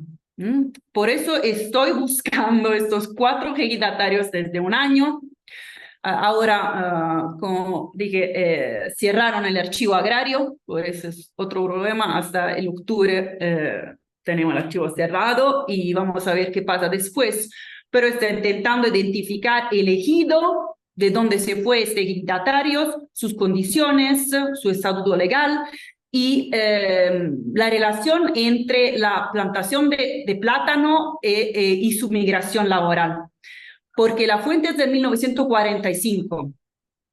Como sabemos, el plátano necesita tiempo para crecer, y tener una plantación. Desde 1935 hasta 1939 hay muchos conflictos sobre las plantaciones de Tabasco por la United Fruit Company, allá. A esto estoy intentando ver qué relaciones, si hay una relación, es una hipótesis, entre estos conflictos, las transformaciones de las plantaciones de plátano y la migración de estos ejidatarios. Por lo menos esa es la hipótesis, pero sin verificar y chequear he leído de dónde se fueron, intentaron moverse estos ejidatarios, no puedo responder a estas preguntas. Por eso no sé qué hacen cuando vuelven, porque todas las fuentes se refieren a los ejidatarios en general, y no podemos saber quién son. No tenemos nombres, no lo podemos ubicar. Y eso es el mayor problema por escribir la historia de estos, puede ser 100.000 personas que intentaron moverse a Estados Unidos, puede ser que se fueron. Claramente, vivir en un ejido no te convierte en un ejidatario. Hay un comisariado ejidal, donde las fuentes nombran el comisariado. Yo siempre escribo comisariado ejidal. A veces hay trabajadores del ejido, pero no es clara la relación entre el ejidatario titular y estos ejidatarios, como lo nombran. Y por eso lo que estoy haciendo es citar la fuente como la encuentro. Nada más. Y pues vamos a ver si voy a encontrar otros nombres, si lo puedo ubicar y puedo seguir su historia personal y ver qué hicieron. Ahora estoy trabajando en la Secretaría de Relaciones Exteriores intentando buscar los nombres de las personas que puede ser se fueron a Estados Unidos y ver si son ejidatarios. y estoy trabajando eso ahora. Sobre las cuestiones muchas gracias por las recomendaciones. Y claramente faltan en el artículo muchos datos. En general, creo que lo voy a poner en el libro, no sé dónde, si en este capítulo o en otro. Aquí lo que me interesa es de verdad la relación entre la movilidad y la tierra, relación movilidad y inmovilidad. Es como el centro de este artículo. Empecé con la prensa, empecé de verdad con el Excelsior y pues encontré estas fuentes de la prensa. Y por eso en el artículo no hay una discusión entre la relación de los dos. Lo que quería decir es simplemente que también en la prensa mexicana se nombra el ejido y se nombra los ejidatarios como problemas de discutir. Solo eso. Lo que estoy haciendo es ver en los periódicos de Tabasco, revisé como 5 periódicos desde el 1942 hasta el 64, sí tratan el tema de ejidatarios. Hay como dos artículos en 20 años que se refieren al problema de los ejidatarios en la prensa de Tabasco. Así que es en el proceso también este tema y claramente hay una relación muy fuerte con las negociaciones entre los gobiernos. Sobre esto no creo que voy a decir nada de nuevo porque hay muchos trabajos, sobre todo del lado estadounidense, sobre estas negociaciones y cómo fueron armadas y el mal de cabeza, como lo llamaron, de la negociación entre los dos gobiernos. Claramente hay un cambio en la representación y creo también que lo que me interesa más es ver cómo los migrantes se representan y los braceros y los campesinos, trabajadores de la tierra se representan. Y eso se conecta con otra cuestión. ¿Por qué hay diferentes registros y discursos en diversos lugares y depende de la perspectiva? También tenemos que considerar que hay las fuentes orales. En el archivo, en el Bracero Archive, por el Instituto de Texas, tenemos como 600 fuentes armadas por el grupo de investigación, también desarrollada como de Mireia Loza y otros estudiosos muy relevantes sobre este tema, y ahora como 1.500 fuentes en el archivo. Y allá Hay a veces referencia a los ejidatarios y a la representación de ellos como braceros, como trabajadores de la tierra, como personas que buscaban tierra en México. Por eso es verdad que tenemos que considerar las transformaciones de esa representación a través de las negociaciones en diferentes contextos históricos, y claramente lo voy a contextualizar. También tenemos que considerar la perspectiva, lo que yo llamo el uso. El uso que hacen de la cuestión de la movilidad y de la inmovilidad. Y hay muchas fuentes de braceros que escriben los presidentes, pero piden los dos a veces. Quiero tierra o tarjeta, lo que quieras tú, presidente, pero una de los dos. Pero hay muchas otras fuentes de braceros que se fueron a Estados Unidos y que quieren regresar, y después de irse y vivir en Estados Unidos por un rato, por 6 meses, un año, ¿cuánto es? Quieren tierra y quieren regresar a México. Y algunas fuentes orales muy preciosas dicen, quería ver el movimiento del mundo, pero quiero regresar a México porque tiene un tempo más lento y tiene como un modo de vivir que más se asusta a los seres humanos, que no es así rápido como en Estados Unidos. Por eso hay muchas motivaciones por las cuales ellos regresan, quieren regresar, no regresan ilegalmente, no quieren regresar ilegalmente y piden al gobierno de pagar los gastos del transporte y piden tierra y explican por qué. Claramente hay todo el discurso de la representación nacionalista, de la ganancia como de un crédito, porque se fueron a trabajar en Estados Unidos, porque ganaron la vida, por representar México, por la guerra mundial, claramente, pero también lo que me interesa es ver esas pequeñas motivaciones que nos hablan de deseos y también con una relación entre las tierras. Hay algunas fuentes muy preciosas que me interesan mucho porque hay una atención de las personas que entrevistan en esas fuentes orales, los braceros, y piden de la familia, y los tíos, madres, padres y todo eso. Y los braceros nunca nombran a su mamá, nunca nombran a su papá, pero describen su relación con la tierra, cómo piscan la fresa, cómo se trabaja en el betabel y todo eso. Hay una relación de los migrantes y de los braceros o los trabajadores de la tierra en general con la tierra misma y su ecología. Y por eso claramente hay un uso y discursos ligados a todas las negociaciones, representación de la nación. También creo que ahora, con esta nueva ola de estudios, podemos valorar también la relación entre los trabajadores de la tierra y sus deseos. Solo eso es como empezar a trabajar este temas y ver si funciona o no. Por eso es un principio de investigación esta. Bueno, muchas gracias. Creo que Emilio Curi levantó la mano. Entonces, doctor Curi, le escuchamos. Sí, gracias. No, me parecieron muy interesantes estos comentarios. Yo creo que, y me aclararon algunas cosas, yo creo que justamente esta exploración de la relación entre tierra y trabajo, esto que efectivamente, como decías, generalmente en la tradición de la historia agraria mexicana, que está muy centrada en la tenencia de la tierra, queda afuera. Queda fuera esa consideración. Yo creo que efectivamente es muy importante, es innovador, muy atractivo, la verdad,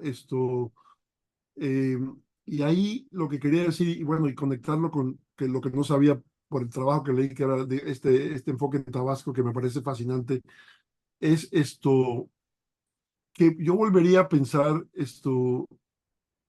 con mucho cuidado, digámoslo, cómo uno se imagina elegido, lo que es elegido, porque yo que llevo muchos años y no he logrado esto, yo no tengo la respuesta, pero, o sea, la idea de elegido es una mitificación. A todos niveles, al nivel del Estado, ciertamente, pero no solo a nivel del Estado, también a nivel de la retórica de los propios ejidatarios, que se ajusta a una serie de expectativas, lo que debería ser elegido. Pero elegido, vaya, no es exagerar decir que no hay dos ejidos iguales. Y las historias de los ejidos, que de hecho solo en realidad se pueden empezar a reconstruir a partir del archivo agrario, que es un problema ahora que tienes tú, pero que me alegra saber que ahí vas, porque, o sea, hay ejidos que son caciquiles de nacimiento. O sea, hay ejidos que son verdaderamente producto de una lucha popular victoriosa. Hay ejidos en que los ejidatarios derechohabientes no controlan el ejido. Entonces, la relación entre trabajo y posesión jurídica ejidal es una relación complicada. O sea, y esto va desde el principio, ¿no? Digamos, en el ejido madre, no el primero, pero el que tenía un valor más simbólico, que es el ejido de Nenecuilco, el pueblo de Emiliano Zapata. O sea, de inmediato, cuando este ejido se crea, el hijo de Emiliano, que se convertiría en un gran cacique, se apodera de buena parte de las parcelas.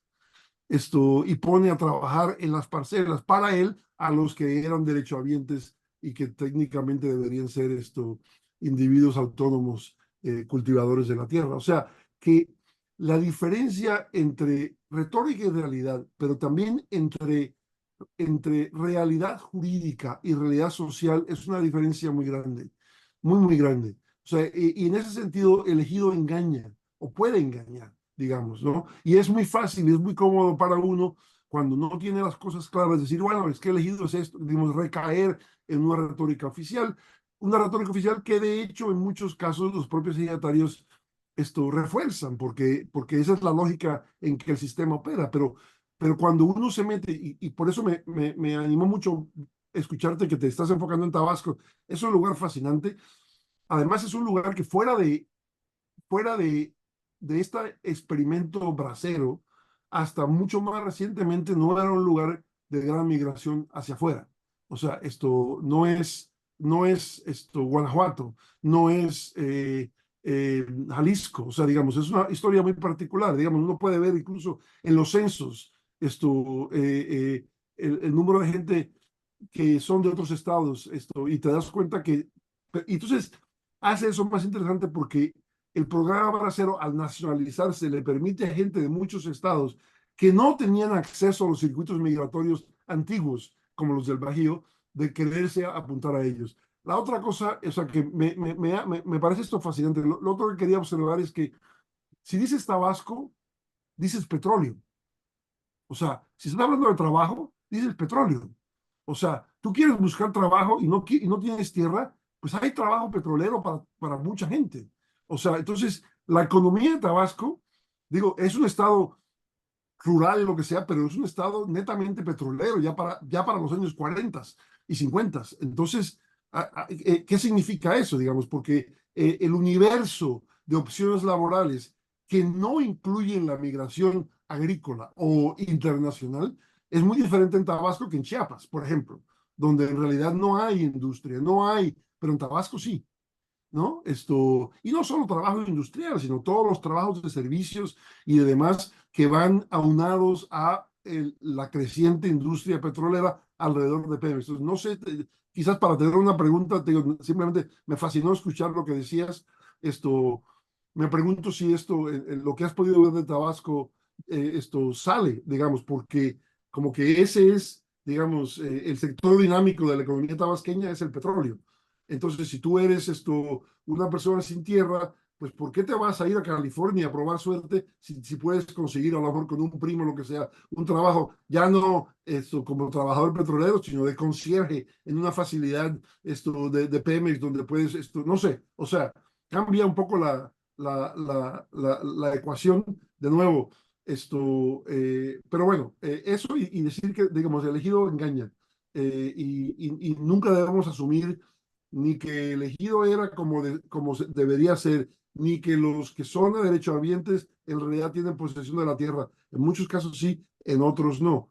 Y la única manera de saber es profundizando en los casos particulares de los ejidos, y al menos para la parte más antigua, la mejor fuente es el archivo agrario, que lamentablemente por lo que dices tú, vas a tener que esperar un poco para poder accederlo. de nuevo, o sea, digo todo esto como una manera de expresar mi interés y mi admiración por lo que estás intentando hacer. Gracias. Muchísimas gracias. Irina también, sí, unos comentarios. Muchísimas felicidades, Claudia, por compartirnos tu texto y también por esta conversación.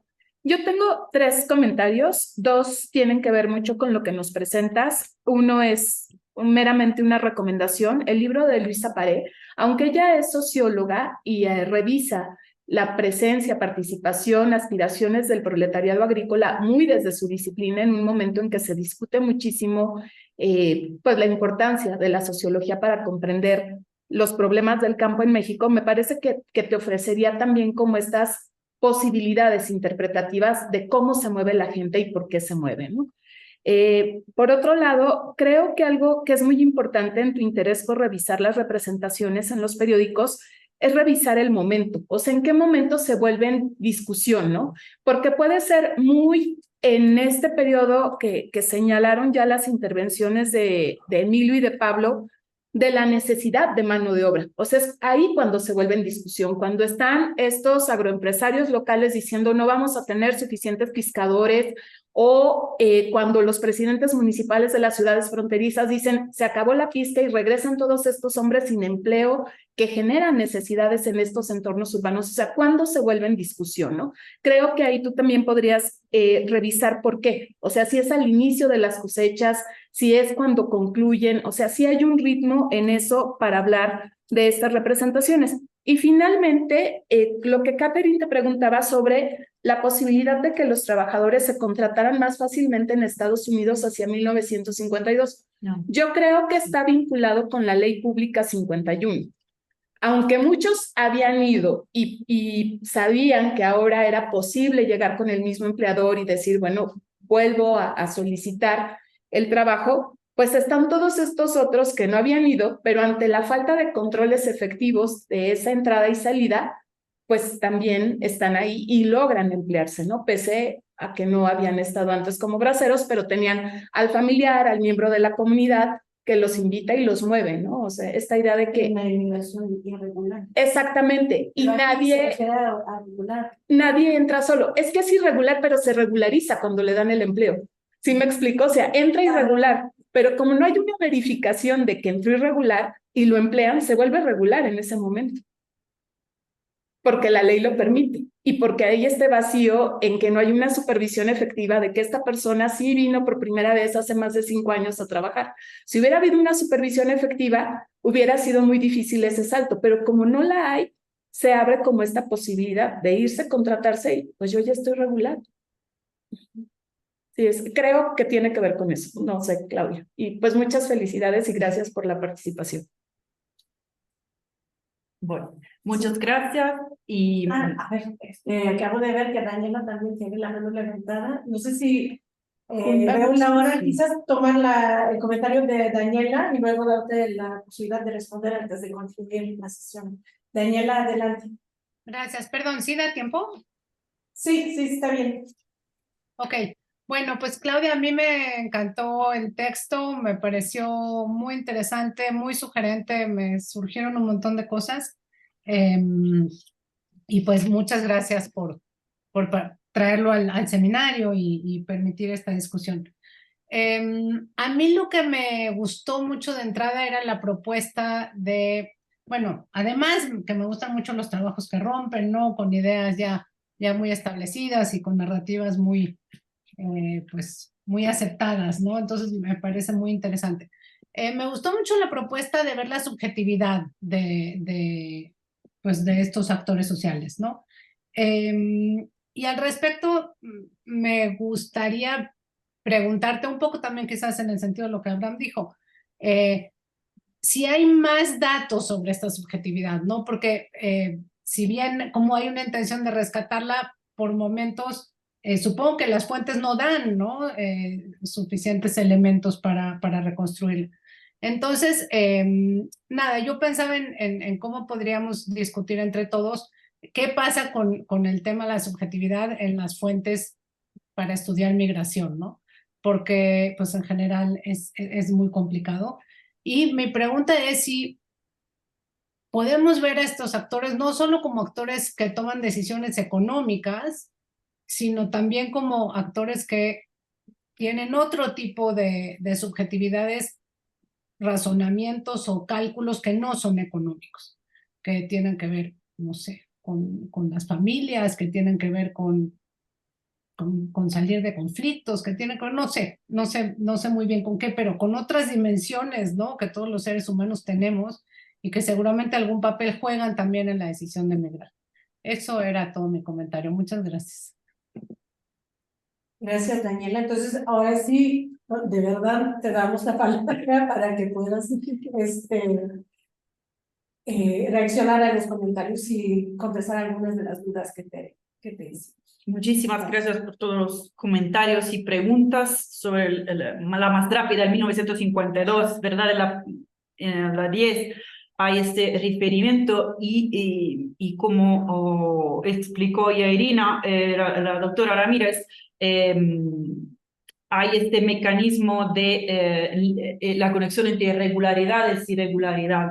Y lo que me interesa aquí es que los migrantes ya lo saben. Desde el 1952 creo que cambia también la representación y también las letras, las cartas cambian. Como escriban al presidente, los 40 y principios del 50 es muy diferente después también de la operación Espaldas Mojadas hasta el 64. Y también hay muchas menos cartas que envían al presidente. La mayoría de las cartas son en los 40, como en los primeros 2, 3 años de los 50. Y después del 54 casi se acaban. Hay poquísimas fuentes y poquísimas cartas y mucho más programas con informaciones solo sobre la pregunta, pero no hay otro detalles. Gracias por la referencia bibliográfica y creo que tu pregunta sobre los periódicos está conectada con la cuestión de la subjetividad. Yo creo que es un tema muy largo. ¿Cómo podemos entender la perspectiva de los migrantes, siendo históricas, históricos, que tienen fuentes limitadas? A veces no hay fuentes. Pero para mí, por ejemplo, es fundamental que podemos escribir historias también cuando hay pocas fuentes, porque la historia tienes que vivir de cualquier manera, ¿verdad? La historia de esas personas, esos pequeños ejidatarios o trabajadores de la tierra, de cualquier manera, tienen que ser vivos en la memoria histórica y por eso creo que también cuando hay pocas fuentes incoherentes, desconectadas, pero tenemos que hacer una referencia a estas experiencias. Y allá es como un trabajo muy difícil porque es también un trabajo emocional. Como podemos entender la perspectiva emocional de los trabajadores de la tierra en estos casos. Yo creo que entender sus formas de resistencia, rechazo de las condiciones de trabajo, forma de escapar, es parte del análisis sobre la subjetividad de los trabajadores de la tierra o migrantes. Y tenemos que juntar estas dos categorías, porque a veces leyendo las fuentes, ellos no se perciben solo como braceros y no solo como campesinos. Hay una representación de ellos como personas que necesitan algo, desean algo y lo piden y lo quieren y es algo muy fuerte, como que tienen un crédito no solo con la nación, sino que con su derecho a vivir. Yo creo que esa es una perspectiva muy fuerte y claramente necesitamos datos, necesitamos perspectivas macroeconómicas, necesitamos relación entre esta historia y estas percepciones con las dimensiones estatal y todo eso, pero también creo que tenemos que valorar las historias, como decir, pequeñas. La historia pequeña para mí es muy relevante. Y también nos puede explicar Algo más puede ser que sí, puede ser que no. Vamos a ver qué dicen las fuentes sobre el ejido. Sobre el ejido, yo no tengo juicio sobre el ejido. No sé si porque no soy mexicana, porque no viví la historia de México en primera persona, porque mi educación no fue adentro de México, pero yo no tengo un juicio necesariamente negativo, positivo sobre el ejido. Puede ser un límite. Pero como ya dije, esa es mi posicionalidad. Y por eso lo que me interesa es la perspectiva de los trabajadores y la manera en la cual usan la retórica del ejido, la posibilidad del ejido, la representación de la tierra para cumplir con sus deseos y sus necesidades. Es una cuestión de subjetividad. No solo económica, no solo política, también porque creo que no puedo hacer un trabajo así bueno como los que ya tenemos sobre la reforma agraria, la historia rural de México y todo eso. Por eso no creo que puedo hacer mejor de ellos y estoy haciendo algo diferente. Por eso claramente me gusta mucho la definición de Villó, no hay dos ejidos iguales.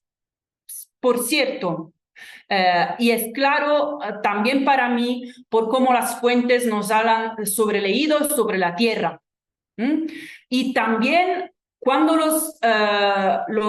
las personas que se fueron de braceros escriben a los presidentes pidiendo tierra, no piden ejido, piden tierra, que es diferente. Yo creo que en esos casos ellos también son disponibles a propiedades pequeñas, minifundios. Y así que hay como una diferencia entre los mexicanos que intentan enrolarse de braceros como ejidatarios y los braceros que ya fueron contratados y quieren regresar como trabajadores de la tierra y hacer referimiento a la tierra y no al ejido. Aquí es interesante, pero hasta ahora las fuentes no dicen nada sobre eso, si ellos tienen una concepción diferente entre posesión de la tierra y ejido. Creo que sí, pero no hay un debate sobre eso a través de las fuentes. Y claramente estoy de acuerdo que el ejido es una mistificación y hay toda una retórica sobre el ejidatario. Por eso me interesa Tabasco. Porque en un día prendieron 422 personas y Tabasco solo tenía 3.000 contratos posibles. Y en un día prendieron 422 personas y muchas de estas estaban calificadas, tenían trabajo.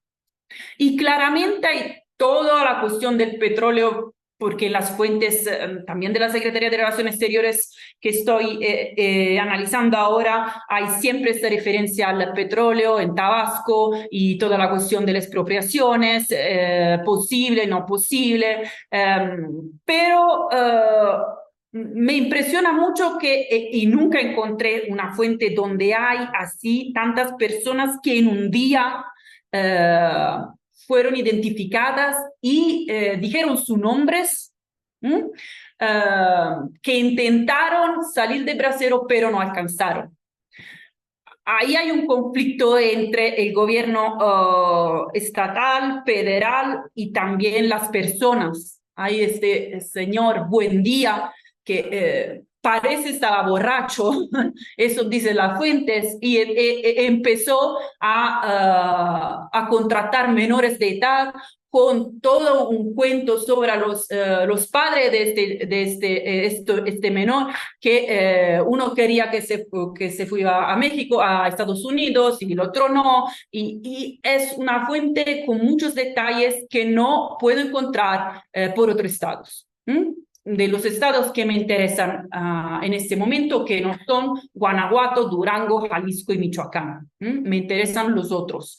Y sobre todo Oaxaca y Tabasco, porque hay una historia muy particular de la zona sur y la relación entre migración interna y migración internacional. No sé si eso es todo.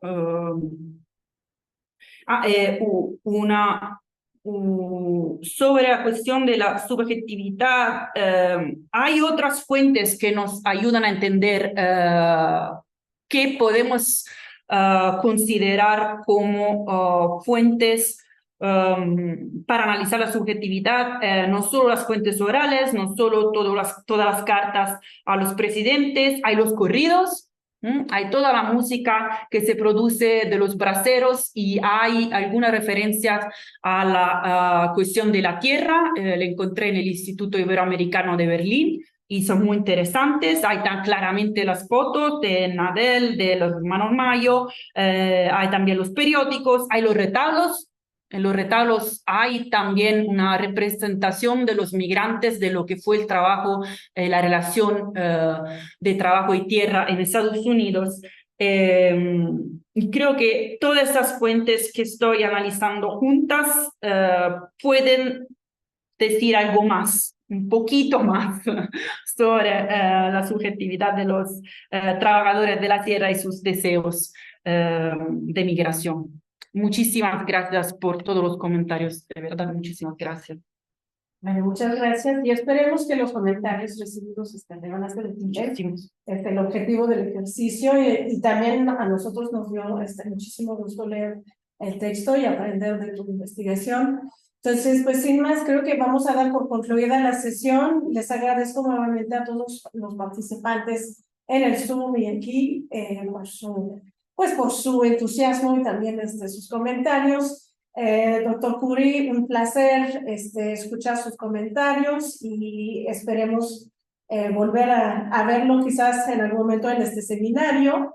Y entonces, pues, a los organizadores del seminario, Pablo Yankelevich, Daniela Neiser y Irina Córdoba, pues gracias de nuevo. Entonces, nos veremos próximamente para una presentación del libro, que será el próximo evento de este seminario. Y pues, que estén atentos a los detalles, les mandaremos más información. Muchísimas gracias y bonita noche a todos. Gracias.